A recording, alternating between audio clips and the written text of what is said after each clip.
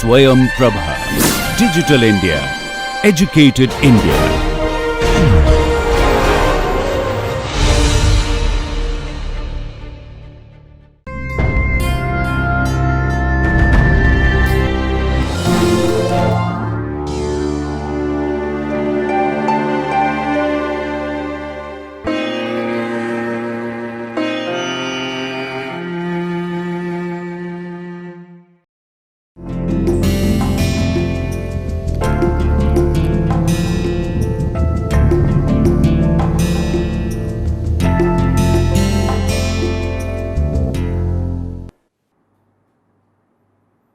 Hello friends, foundations of R software के course में आप सभी का बहुत बहुत स्वागत है।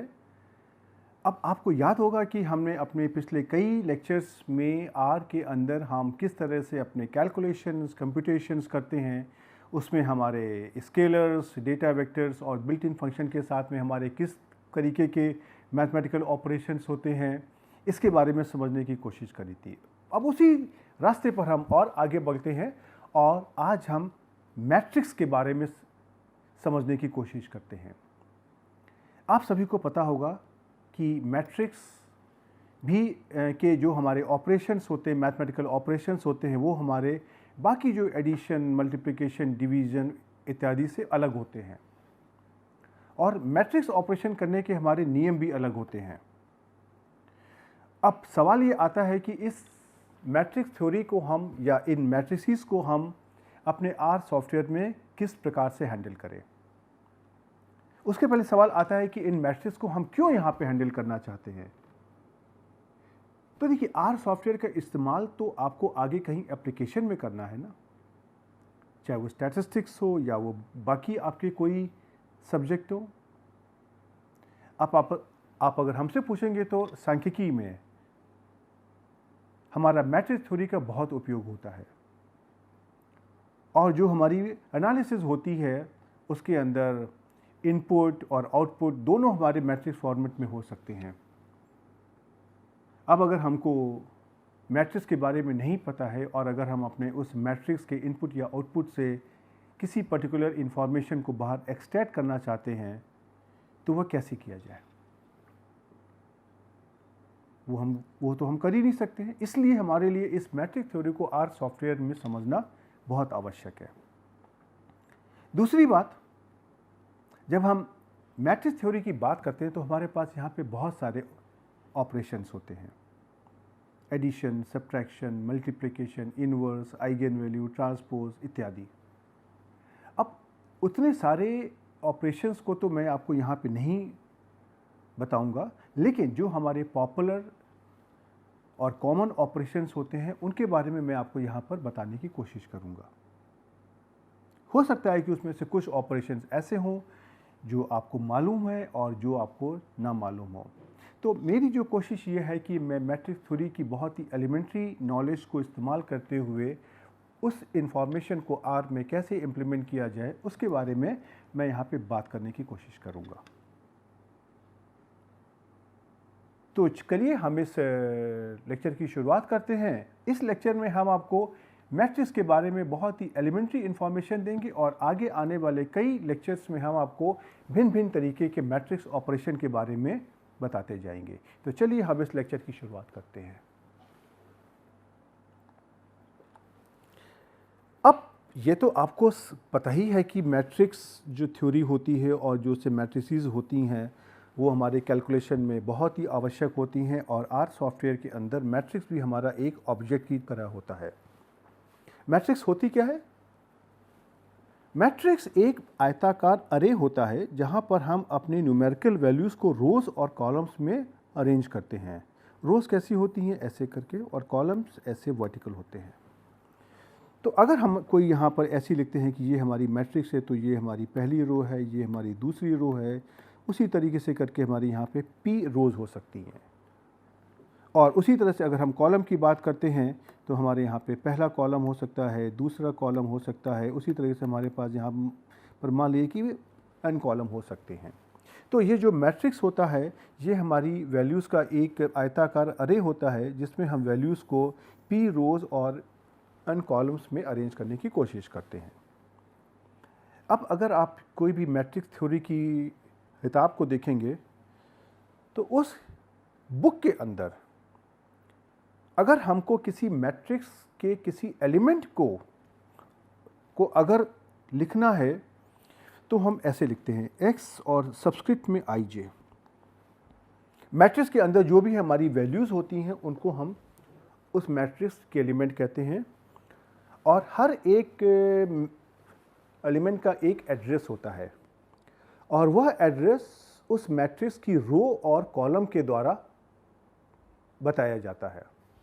तो इसीलिए अगर हम किसी मैट्रिक्स का जो एलिमेंट है, कोई मैट्रिक्स हमारी ये x, उसका एलिमेंट अगर हमारा ij के फॉर्म में अगर हम ऐसे लिखते हैं, तो अगर हमारे पास जो n रोज़ हैं या हमारे पास अगर n कॉलम्स हैं, उसी के अनुसार हम इसमें i और j की वैल्यू को लेते हैं। तो चलिए यहाँ पर हम मान लेते हैं कि i की वैल्यू हमारी 1 से n के बीच में हो सकती है और j की वैल्यू हमारी 1 से e के बीच में हो सकती है। अब ये तो हमारा हो गया कि जिस तरीके से हम बुक के अंदर अपना सिंबल लिखते हैं। अगर इसी चीज़ को मुझे अगर अपने प्रोग्रामिंग के फॉर्म में किया जाता है तो इसको हम कुछ ऐसे लिखते हैं, x और स्क्वायर ब्रैकेट में i और j लिख देते हैं। i में ये कुछ ऐसा होता है कि पहली वैल्यू पे जो हमारी रो की संख्या आएगी और एक कॉमा लगाने के बाद में दूसरी वैल्यू हमारी कॉलम की संख्या आएगी। तो ये हमारा एक प्रोग्राम का वर्जन होता है। अब जो हमारे x के अंदर जो हमारे एलिमेंट्स होते हैं, किसी मैट्रिक्स के एलिमेंट्स होते हैं, वो हमारे न्यूमेरिकल भी हो सकते हैं, कोई स्ट्रिंग भी हो सकते हैं, कैरेक्टर भी हो सकते हैं। लेकिन मैथमेटिक्स में यूजुअली हम जिस तरह की मैट्रिक्स को हम हैंडल करते हैं, यूजुअली हम न्यूमेरिकल वैल्यूज़ में हमारा इंटरेस्ट ज़्यादा होता है, जहाँ पर हमारी जो उनकी न्यूमेरिकल वैल्यूज़ हैं वो एक रियल नंबर्स होती हैं। तो हम भी यहाँ पर अभी उसी तरह की मैट्रिक्स लेंगे जहाँ पर हमारे पास उसके एलिमेंट्स कुछ रियल नंबर्स हैं। अब जो अगला सवाल आता है वह यह है कि R के अंदर हम मैट्रिक्स को किस तरीके से डिफाइन करें। अब देखिए, अगर आपको कोई भी अगर एक मैट्रिक्स डिफाइन करनी है तो उसके लिए आपको क्या क्या इंग्रेडिएंट चाहिए।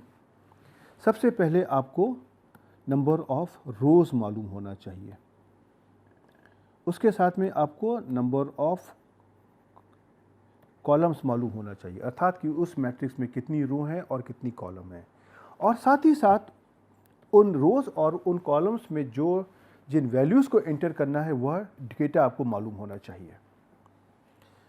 इसका मतलब ये है कि किसी मैट्रिक्स को डिफाइन करने के लिए हमको इन 3 अवयवों की आवश्यकता पड़ेगी। अब R में मैट्रिक्स को डिफाइन करने का हमारा कमांड होता है matrix मैट्रिक्स, और उसके बाद देखिए हम इस पैरेंथेसिस के अंदर हम अपने रोज़ की संख्या, कॉलम की संख्या और जिस डेटा को एंटर करना है उसकी इंफॉर्मेशन देने की कोशिश करते हैं। अब अगर मुझको मैट्रिक्स में ये बताना है कि इस मैट्रिक्स में जो नंबर ऑफ़ रोज़ होंगी वो होंगी 4, इसको डिफ़ाइन करने के लिए हमारा कमांड होता है nrow, NROW, और ये हमको दिखाता है नंबर ऑफ़ रोज़, अर्थात रोज़ की संख्या। और उसी तरीके से हमारे पास उस मैट्रिक्स में कितने कॉलम होंगे उसकी संख्या को इंडिकेट करने के लिए हमारा कमांड होता है ncol, NCOL, और ये हमको नंबर ऑफ़ कॉलम्स के बारे में बताता है। तो जैसे मैंने यहाँ पे लिखा हुआ nrow = 4 और ncol = 2, इसका मतलब कि हम एक ऐसी मैट्रिक्स डिफ़ाइन करना चाहते हैं जहाँ पर हमारे पास 4 रोज़ होंगी ऐसे, और इसमें से 2 कॉलम्स होंगे।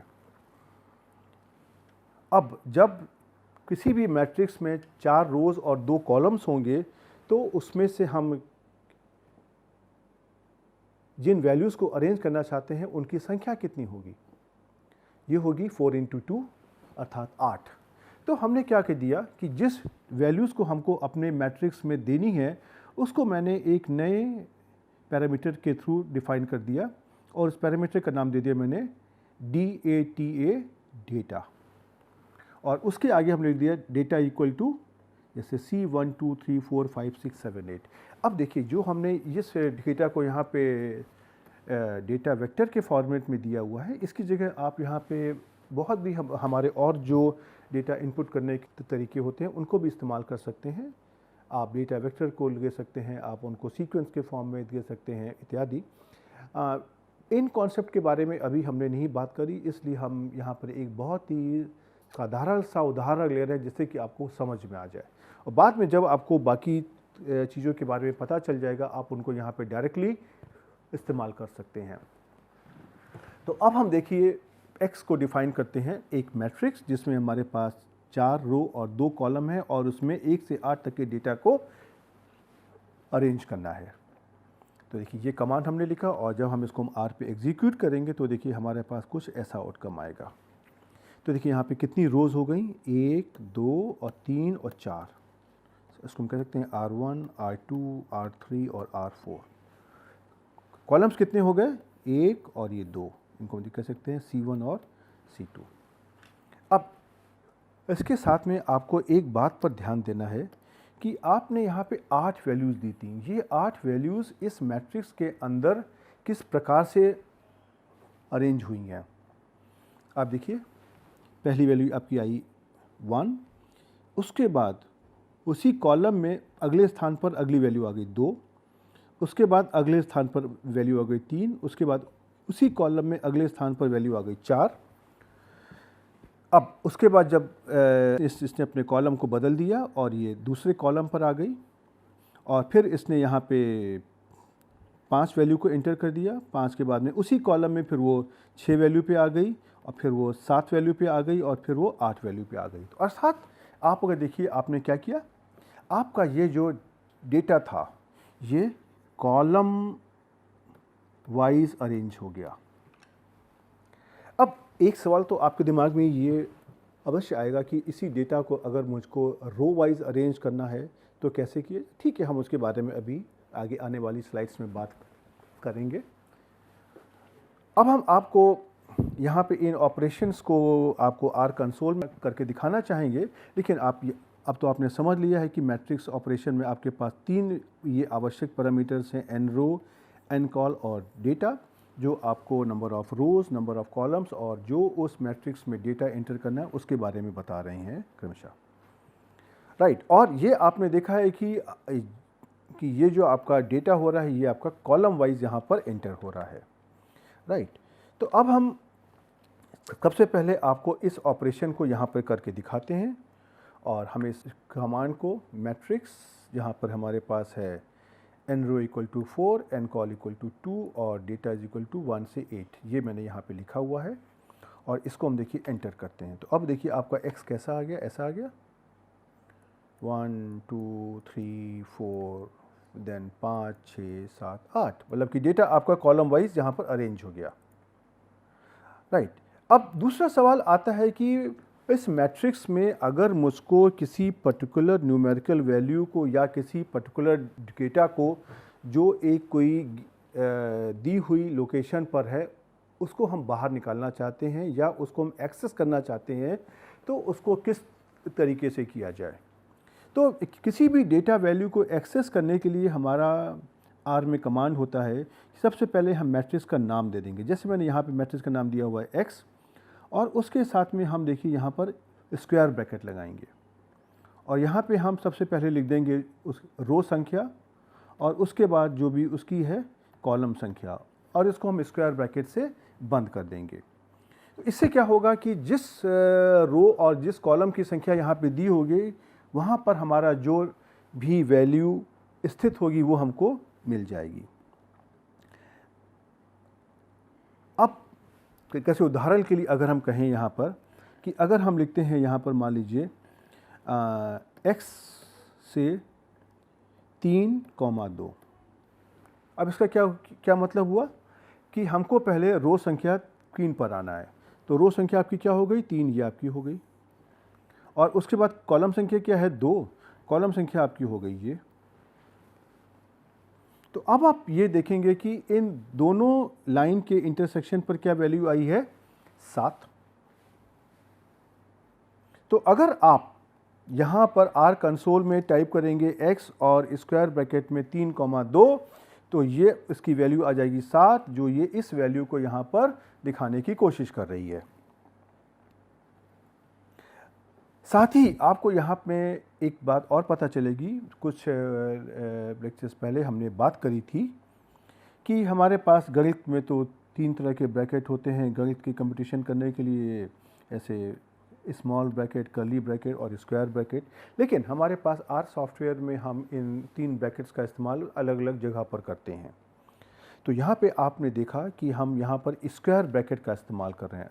देखिए, तो स्क्वायर ब्रैकेट का एड्रेस हमने यहाँ पर इस्तेमाल किया है मैट्रिक्स के अंदर किसी वैल्यू का एड्रेस इंडिकेट करने के लिए। तो उस वक्त मैंने आपको बताया था कि हमारे जो कर्ली ब्रैकेट और स्क्वायर ब्रैकेट के क्या क्या रोल्स होते हैं, क्या क्या फंक्शंस होते हैं, वो हम आपको आगे आने वाले समय में बताएंगे। तो आज मैंने आपको पहली बार इस स्क्वायर ब्रैकेट का भी क्या इस्तेमाल होता है उसके बारे में बताया है। राइट, अब हम आपको ज़रा सा ये ऑपरेशन पहले आर सॉफ्टवेयर में करके दिखा दें। तो जैसे कि आप अगर यहाँ पर देखिए, अगर मैंने लिखा x से 4,1, अब इसका मतलब क्या हुआ, 4th रो, चौथी रो और पहला कॉलम। तो यहाँ पे इनके इंटरसेक्शन पे कौन सी वैल्यू आई, 4। अब आप जब इंटर करेंगे तो देखिए आ गया 4। उसी तरीके से आप अगर यहाँ पर इंटर करिए, अगर आप x 2,1, तो देखिए क्या आ जाएगा, दूसरी रो और पहला कॉलम। तो ये वैल्यू क्या जाएगी, 2।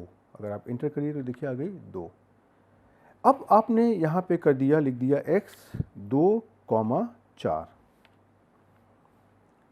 अब आपको क्या उम्मीद है कि यहाँ पर क्या वैल्यू आएगी। चलिए एंटर करते हैं। देखिए ये आ गया एरर। ये क्यों आ गया एरर, आपने यहाँ पे कहा x में दूसरी रो और चौथा कॉलम, लेकिन आप देखेंगे कि यहाँ पर आपके पास कितने कॉलम है, 1 और 2। तो जब 2 ही कॉलम है तो चौथे कॉलम की वैल्यू आपको यहाँ पर कैसे मिल जाएगी।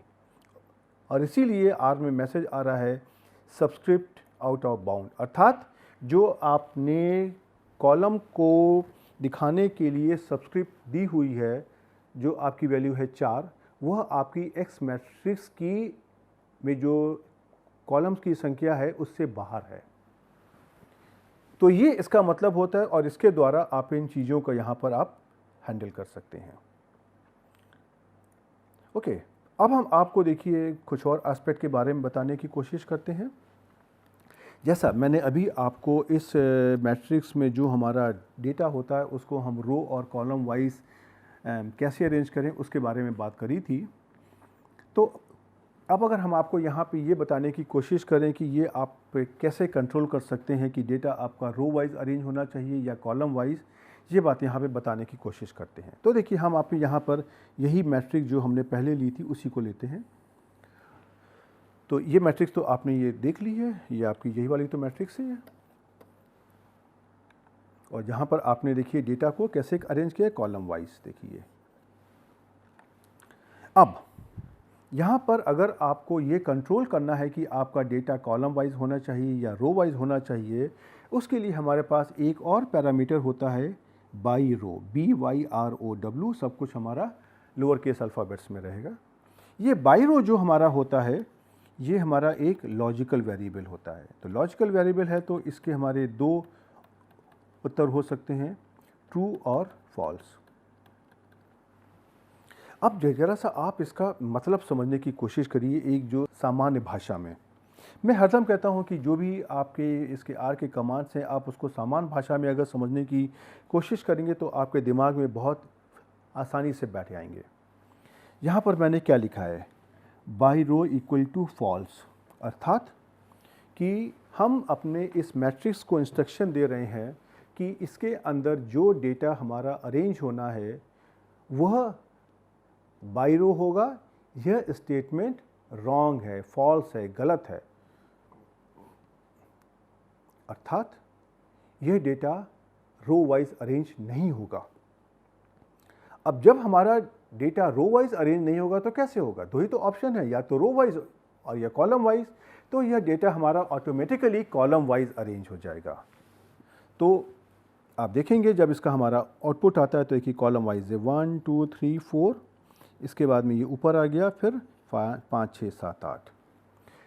लेकिन जो बात आपको यहाँ पर ध्यान देनी है वह ये है कि जब हमने यहाँ पर कमांड में बाई रो के बारे में कुछ नहीं लिखा था और दूसरे वाले कमांड में by row equal to false लिखा है, तो दोनों का आउटकम समान आ रहा है। इसका मतलब क्या हुआ कि अगर हम बाई रो के बारे में अपने प्रोग्राम में कोई इन्फॉर्मेशन नहीं देते हैं तो आर बाई डिफ़ॉल्ट उसको फॉल्स मान लेता है, अर्थात वह डिफ़ॉल्ट तरीके से उस डेटा को कॉलम वाइज ही अरेंज करेगा जब तक कि आप उसको यहाँ पे by row equal to true ना कर दें।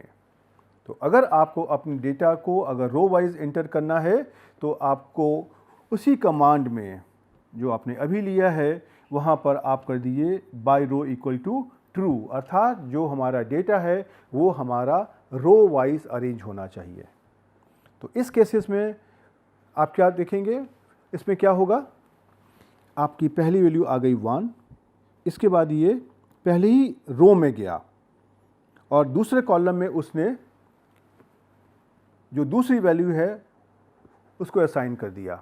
तो पहली ही रो में 1 और 2 दोनों वैल्यूज असाइन हो गई। फिर ये इसकी हमारी रो चेंज होगी और ये हमारी दूसरी रो में आएगा और उसके बाद में जो अगली वैल्यू है उसको यहाँ पे असाइन करेगा जो है हमारी 3। उसके बाद हम ये फिर से उसी रो में आएगा और जो हमारी अगली वैल्यू है 4 उसको असाइन करेगा, असाइन करके फिर ये लौटेगा जो अगली रो है और वहाँ पे अगली वैल्यू को असाइन करेगा 5। उसके बाद में उसी रो में आगे बढ़ेगा और जो अगली वैल्यू को असाइन करेगा 6 और फिर से लौट करके अगली रो में आएगा, वहाँ पर अगली वैल्यू असाइन करेगा 7 और उसके बाद में उसी रो में अंतिम वैल्यू को असाइन करेगा 8। तो आप अगर देखेंगे ये जो हमारा ऑपरेशन कुछ ऐसे चल रहा है, राइट, ऐसे करके। तो ये हमारा ऑपरेशन क्या है, रो वाइज।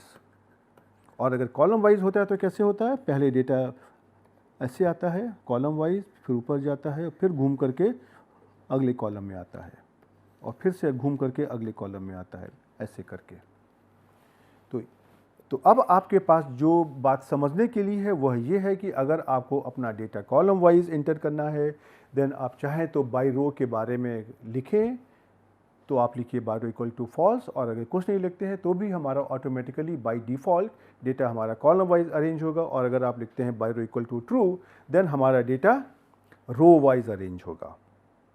ओके, अब देखिए यही काम मैंने आपको यहाँ पे स्क्रीनशॉट में करके दिखाया है। आप देख सकते हैं कि यहाँ पे बाई रो के बारे में कुछ नहीं लिखा है और यहाँ पे बाई रो के बारे में लिखा हुआ है ट्रू। तो देखिए ये आपको यहाँ से कॉलम वाइज अरेंज कर रहा है और ये आपको रो वाइज अरेंज कर रहा है। अब चलिए इसी ऑपरेशन को ज़रा हम आपको आर कंसोल में करके दिखाते हैं कि ये किस प्रकार से कार्य करेगा। तो देखिए ये तो आपने यहाँ पे अपनी एक्स मैट्रिक्स को देखिए डिफ़ाइन किया हुआ था, या फिर कैसे आ गई, ऐसे।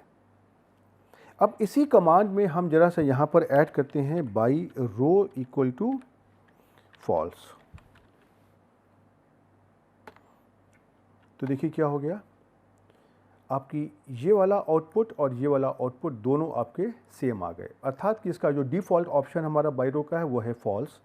अब हम इसी में काम करते हैं, हम इस फॉल्स की जगह करते हैं ट्रू, और इसको ज़रा हम इस मैट्रिक्स का नाम भी बदल लेते हैं वाई। अब देखते हैं कि वाई का आउटपुट क्या आया। अब आप देखिए वाई का आउटपुट आपका बदल गया, ये हो गया 1 2 3 4 5 6 और 7 8, राइट। तो ये देखिए ये आपके कंट्रोल में है कि आप किस प्रकार से अपने डेटा की एंट्री को करना चाहते हैं।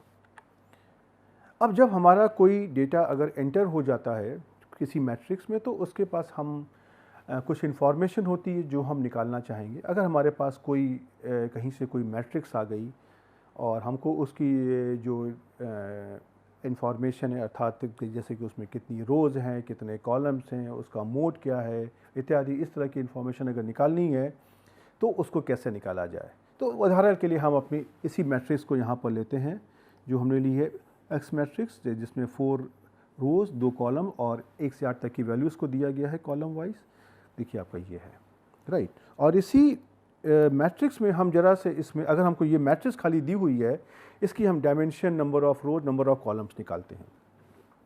तो इस मैट्रिक्स की डायमेंशन अर्थात नंबर ऑफ रोज और नंबर ऑफ कॉलम्स को एक साथ निकालने के लिए हमारे पास कमांड होता है डिम, DIM, सब कुछ लोअर केस अल्फ़ाबेट्स में, और पैरेंथेसिस में हम इस मैट्रिक्स का नाम लिख देंगे।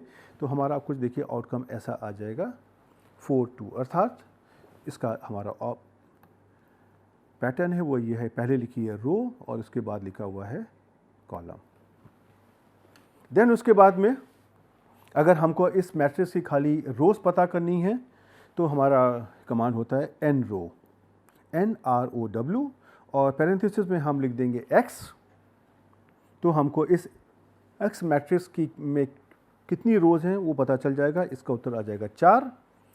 और अगर हमको अपनी मैट्रिक्स में नंबर ऑफ कॉलम्स को निकालना है तो हमारा कमांड होता है NCOL, NCOL, और पैरेंथेसिस में हम लिख देंगे उस मैट्रिक्स का नाम। तो अगर हम लिखेंगे यहाँ पे NCOL x तो इसका उत्तर मिलेगा 2। इसका मतलब है कि इस मैट्रिक्स के अंदर 2 कॉलम्स हैं, राइट।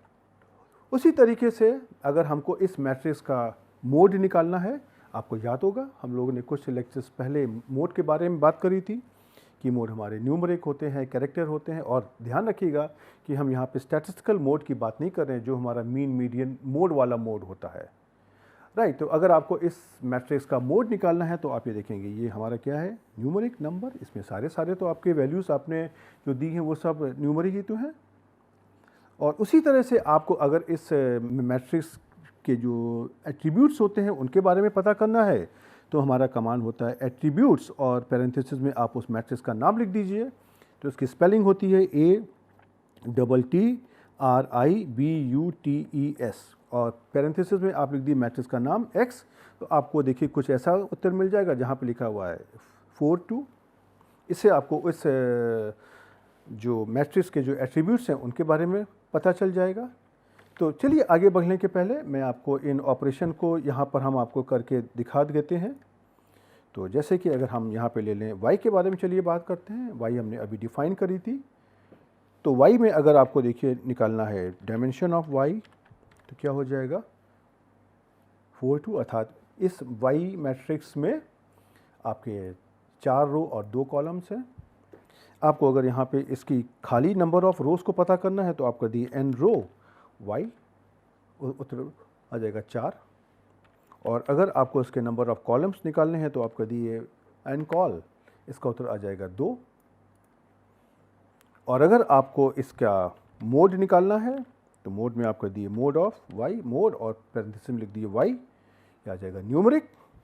और अगर आपको इसके एट्रीब्यूट्स निकालने हैं तो आप कर दिए एट्रीब्यूट्स ATTRIBUTES, और ब्रैकेट में कर दीजिए y, देखिए आ जाएगा 4 और 2, अर्थात इसमें 4 रोज़ और 2 कॉलम्स हैं। तो आपने देखा कि इस R में इस मैट्रिक्स और उसके मैट्रिक्स के बारे में जो भी इंफॉर्मेशन होती है उसको निकालना बहुत कठिन नहीं होता है। अब इस मैट्रिक्स के ऑपरेशन में बहुत सारी इंफॉर्मेशन और भी होती, बहुत सारे कमांड्स होते हैं, लेकिन मैं आपको इसके बारे में सजेस्ट करूंगा कि आप एक बार हेल्प मैट्रिक्स में ज़रूर देखने की कोशिश करिए। और आप टाइप करिए हेल्प और डबल कोट्स के अंदर टाइप करिए मैट्रिक्स। आपको देखिए इसके बारे में सारा डिटेल यहाँ पर मिल जाएगा, एज मैट्रिक्स, इज मैट्रिक्स। अब ये देखिए यहाँ पे उदाहरण के लिए मैंने आपको यहाँ पे एज मैट्रिक्स या इस मैट्रिक्स के बारे में कुछ नहीं बताया, लेकिन हम एज और इस वाले जो ऑपरेशंस हैं वो हम पहले बहुत बार कर चुके हैं, जहाँ पे हम लोगों ने as dot numeric, is dot character इत्यादि तरह के ऑपरेशन करे थे। अगर आपने उनको ठीक से समझा हुआ है तो आपको नहीं लगता है कि अगर आप यहाँ पे लिखा हुआ एज डॉट मैट्रिक्स या इस डॉट मैट्रिक्स, इसको देख करके आपको नहीं समझ में आएगा कि यहाँ पे हमको क्या करना है और इससे हमको क्या आउटकम मिलने वाला है, राइट। तो इसलिए मैंने ये सारी इन्फॉर्मेशन खाली जो हमारे हेल्प के अंदर आर में दिया होता है वहाँ से खाली कॉपी करी है, लेकिन आपको दिखाने के लिए। और लेकिन मैं आपको ये रिक्वेस्ट करूँगा कि आप इस हेल्प के अंदर जा कर के पढ़िए और मैट्रिक्स के अंदर जो भी और हमारे ऑप्शन दिए हुए हैं उनको समझने की कोशिश करिए। देखिए इसमें हर सारी इन्फॉर्मेशन आपको दी है, n row, n col, is matrix, as matrix इत्यादि इत्यादि। और देखिए सारे रेफरेंसेस आपको यहाँ पे दिए हुए हैं, सारे उदाहरण दिए हुए हैं आपको, देखिए यहाँ पर। ओके, तो अब हम यहाँ पर इस लेक्चर में यहाँ पर रुकते हैं। और यह लेक्चर छोटा और क्रिस्प था। छोटा तो इस सेंस में था कि इसमें जो हमने कंटेंट्स कवर किए हैं वो बहुत कम है, लेकिन मेरे दिमाग में ये था कि मैं पहली बार चूँकि मैट्रिक्स को आपके सामने इंट्रोड्यूस कर रहा हूँ, तो यह बहुत इम्पॉर्टेंट है कि आप थोड़ा सा समय निकाल करके इस मैट्रिक्स को आर में एग्जीक्यूट करके आप उसको अपने दिमाग में बैठाने की ज़रूर कोशिश करिए। उसके जो हमारे अवयव होते हैं, n row, n col, data, by row इत्यादि, इसके अलावा और क्या क्या होता है उसको एक बार पढ़ने की कोशिश करिए और उसको समझने की कोशिश करिए। ये चीज़ें बहुत डिफ़िकल्ट नहीं है, ये सिर्फ आपको खाली एक बार अपने दिमाग में बैठाना है कि इनके ऑपरेशंस क्या क्या हो रहे हैं, और इसके साथ में हमारे पास इनके बहुत सारे और भी ऑपरेशंस होते हैं जो हमारे मैट्रिक्स के नियमों का पालन करते हुए होते हैं। तो उन ऑपरेशंस को हम आगे आने वाले कई लेक्चर्स में आपको बताने की कोशिश करेंगे, और जैसा मैंने कहा था कि हम आपको खाली जो भी इम्पॉर्टेंट ऑपरेशंस हैं उनके बारे में बताएंगे। उसके अलावा मैं ये आप पे छोड़ दूंगा कि आप इस मैट्रिक्स थ्योरी को आर में कहाँ तक सीखना चाहते हैं। तो आप इसकी प्रैक्टिस करिए और हम आपको अगले लेक्चर में फिर से मिलने आएंगे। तब तक के लिए गुड बाय।